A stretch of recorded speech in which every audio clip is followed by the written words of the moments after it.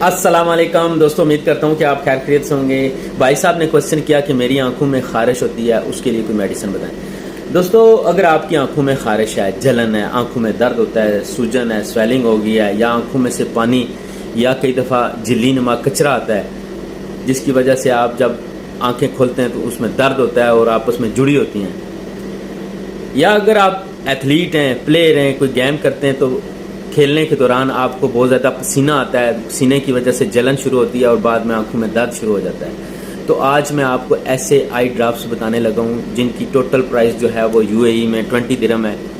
ये ड्रॉप्स आप अपने पास रखें। इंशाल्लाह आप ये वाले कतरे इस्तेमाल करेंगे, एक कतरा दोनों आंखों में 3 टाइम, इंशाल्लाह आप ये जलन, दर्द, स्वेलिंग और जो पानी आता है ये ठीक हो जाएगा। आपने ऑप्टीडेक्स टी ड्रॉप्स का इस्तेमाल करना है। ये ड्रॉप्स जो है आपने 3 टाइम इस्तेमाल करना है। दोस्तों, इसी वीडियो में मैं आपको आई ड्रॉप्स करने का सही तरीका बताऊंगा कि अगर आप अकेले हैं तो कैसे आपने ड्रॉप करने हैं यूज़, और अगर आपके साथ कोई दोस्त है, दूसरा कोई हेल्प करने वाला है, तो आपने कैसे कतरे डालने हैं आँख में। Thank you.